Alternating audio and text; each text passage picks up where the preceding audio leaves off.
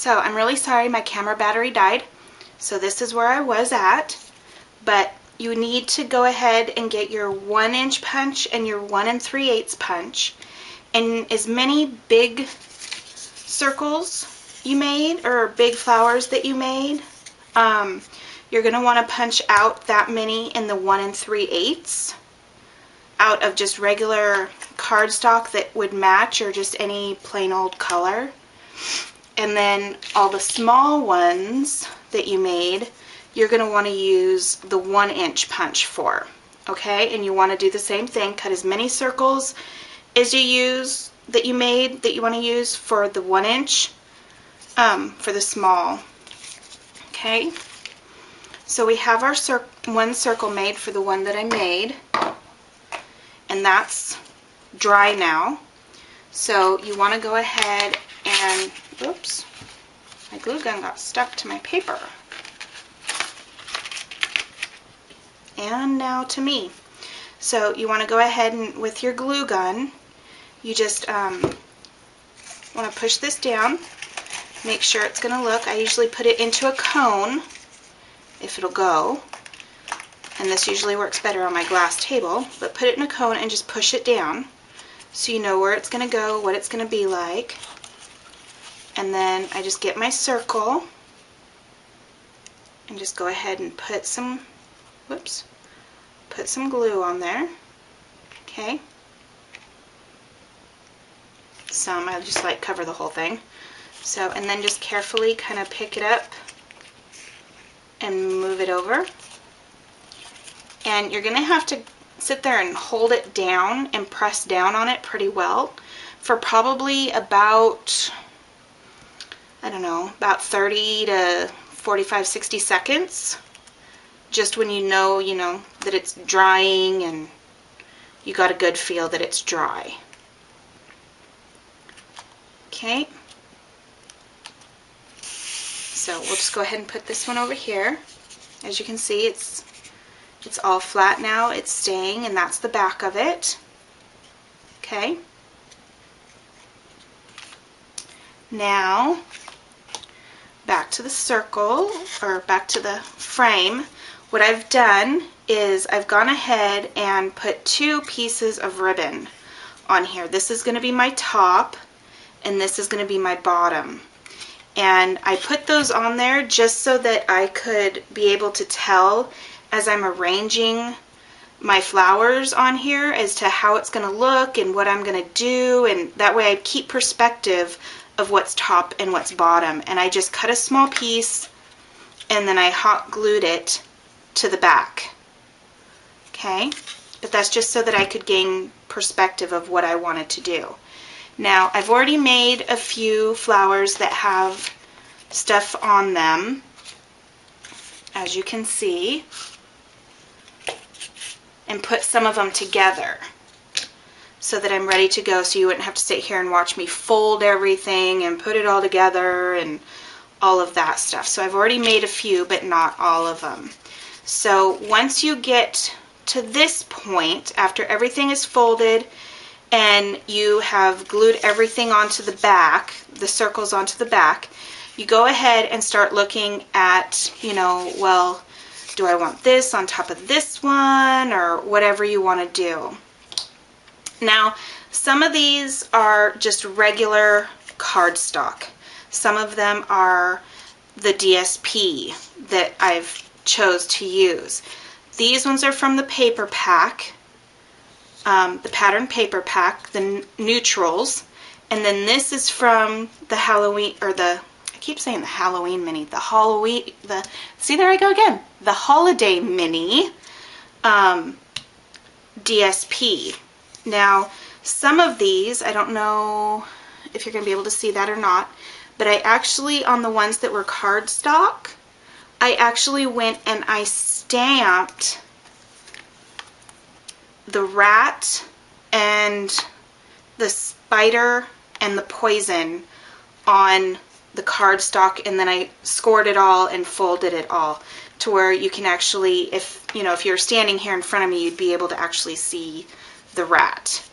So, and The black ones have the spiders, these ones have the rats, and then these orange ones actually have the poison in them. And I shouldn't say orange, I should say the peach parfait. So in the basic gray. But what you'll do is you'll just go around and pick as to where you want all of your flowers. Some of you may want it more full. Some of you may not want some colors next to others. You may want to rotate. You may want to just put one layer of flowers around. I like to have mine really, really full, just because I'm sure if you're taking my classes, you all know me. I have a really hard time doing simple. So you just kind of go around and choose what you want to do. Now, like this one, I don't know if you can see, but that one actually has, it's kind of cool because it's like the, I don't know, like a floral thing on the bottom and then the skull on the bottom, and there's like nothing really at the top. So I'm actually going to put that one at the bottom. So since I know where this is at, I know where my bottom is. So I'm going to go ahead and arrange all of this and do a bunch of things, but I'm going to go ahead and fast forward the video and make it go a little faster so that you don't have to sit there and worry about this being 3 hours long. So I'll go ahead and do that. I'm not going to talk. I'm just going to forward on the video, okay? And you might see me moving in and out because I have to stand up because I'm short.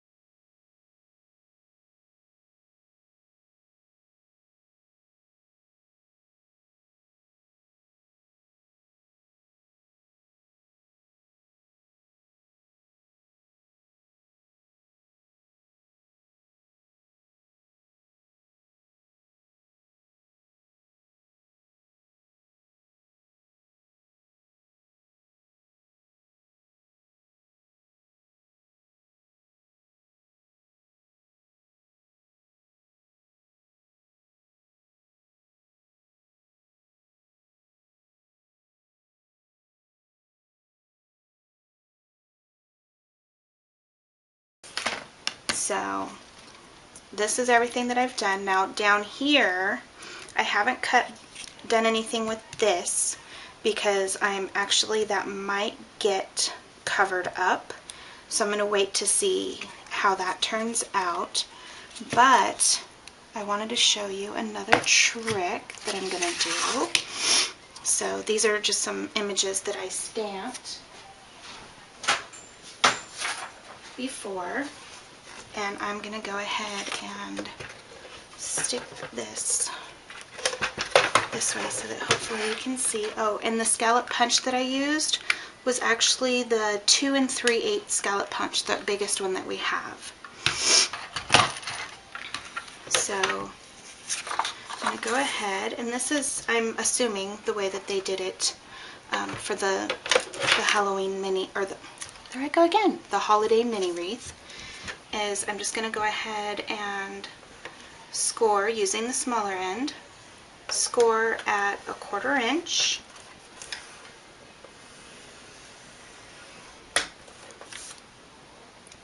I guess I did that at an 1/8 inch, but that's okay.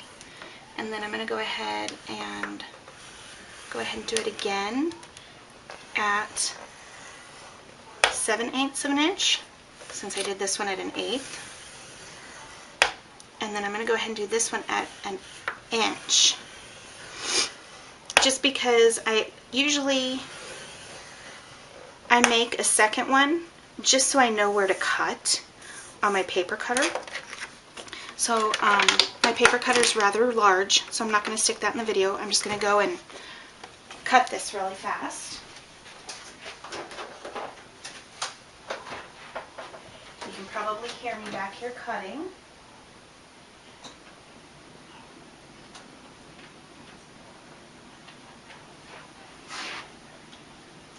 Although I can't really see. Nope, and I kind of did it crooked, but that's okay. I can trim that up really fast since I've got that score line.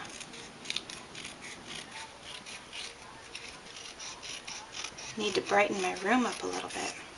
So, and I'm obviously not going to be using that end, so I can just trim that off. So, in basic gray, I'm going to go ahead and do the trick or treat. Oop, if I can get it out. And go ahead and stick that on a block. And open up the basic gray.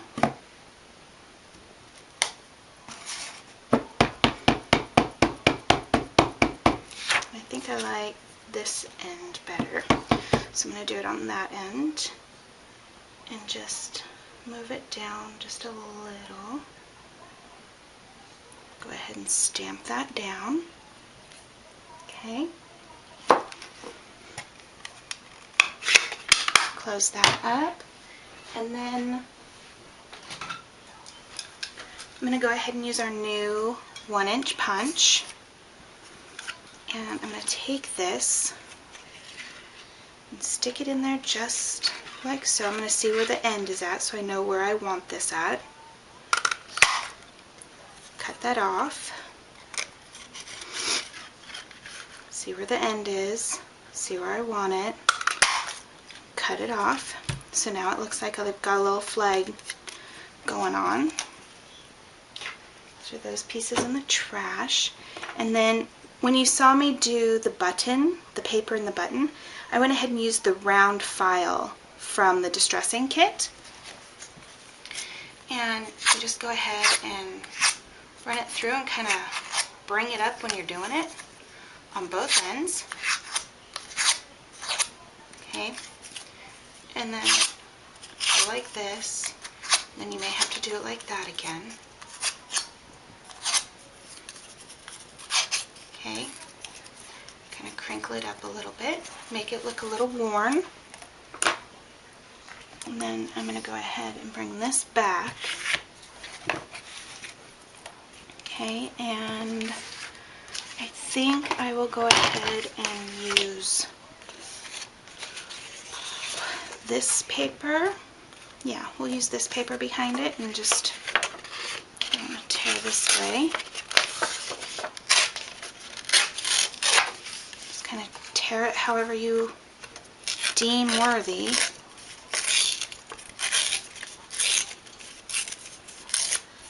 Okay, then you can kind of play with that a little bit, and let's turn this the right way so I have the bottom.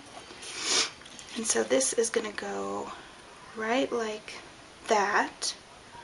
Okay, and then I think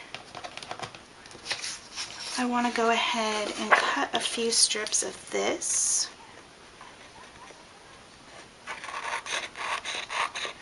And just cut them real thin. Probably going to cut about, oh, let's say 4 of them.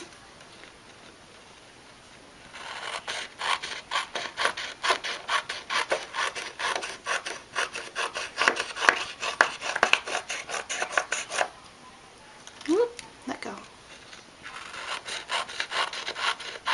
And I'm just doing these really, I mean like really thin, like maybe the thickness of my paper snips. I'm not doing them really thick at all.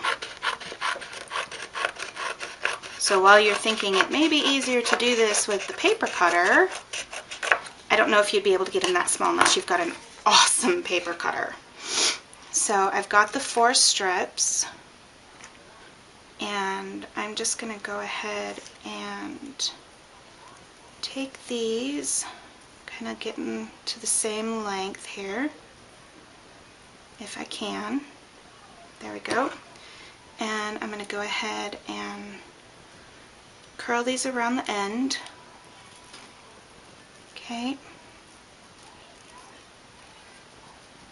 I may have to move them down just a little bit every time I do this. So, and then curl this side.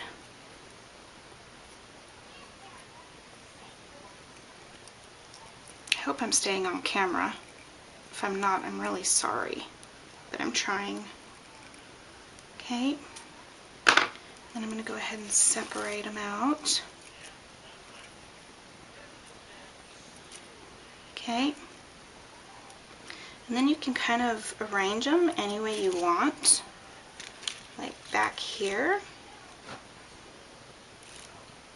And you probably hear the TV because my husband is getting ready for work and my son is watching TV.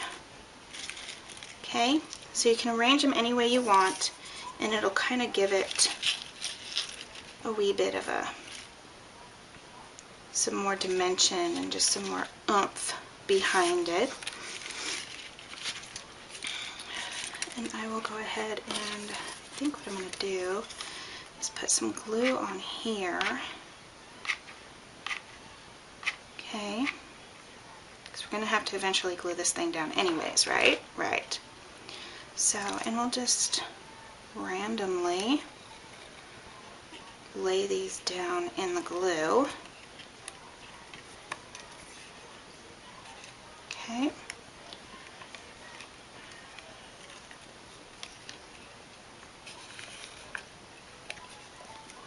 Just make sure that they're, you know, kind of go in the directions that you had hoped for. And if you get glue on them, that's okay. This is a Halloween one. The glue looks like a spider web anyways, right?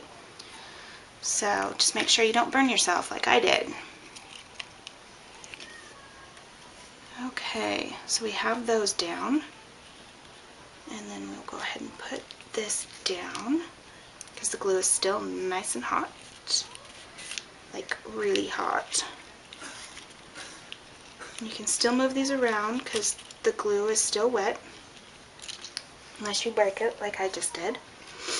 But that's okay because I can go back and I can curl it some more or do whatever I want to do with it. So just kind of move it around. Okay, and go back and curl this one since I broke it. Okay. And it actually glued itself to this side, so that's still cool. And then we'll go ahead and just on the parts where it's peeking, Go ahead and do some more glue. Okay. Put that right there. Okay. And then I'm going to go ahead and make a bow out of the basic black grosgrain ribbon that's 1 1/4 inch. Now the way I do my bows, I actually learned from my friend Megan Daves on my shoelaces one day. So I want a really long tail, so I'm going to go ahead and leave that long, and I can cut it off later. And just go ahead and make a couple of bunny loops. Make a couple bunny loops, cross it over the top, flip it down. Now I actually take mine and actually flip it completely over, and then I start to pull it tight and then just sit and play with it. Okay? So that's all you have to do. Mommy, how come you're not coming to bed? Stephen, I'll be there in a minute. I'm doing my video. Everyone, that was my son. So, go ahead and do that. Who are you talking to? And I will go ahead and figure out how long I want this. Go ahead and just cut this off for now. And I will use my glue gun. Just put some hot glue on there. And then I will stick my bow on there. Excuse me, Mommy. Who are you talking to? I'm talking to the nice people that are learning how to make this wreath. I don't see no people. They're in the camera. Oh, they are? Yeah, can you say hi, everybody? Hi. Okay. Okay. So just put my bow on there. Now I have a nail on my door that I can actually hang this on. Now you can use the glue to put on another loop onto the back side, and I would just put your loop like this so that you can hang it on whatever you need to hang it on. But mine will actually hang right there, so that's not a problem. And then the way I do my bows is I will go ahead and take the end in this hand and the base in this hand and fold it in half and cut at an angle. Okay? And that will give you this V cut so that your ribbon doesn't fray as much. Just do it again, figure out the length that you want, and then cut in a V. Okay? And there you go. There is your Halloween wreath. I really hope you enjoyed this tutorial. Sorry, it was a little broken up a little bit, but the days of camera batteries going dead and coughing fits. So I'm really, really happy that you all joined me and decided to take my Halloween classes. And if you have any questions ever, just go ahead and email me, call me, whatever you need. I'm here for you. Okay, have a great day. Happy crafting.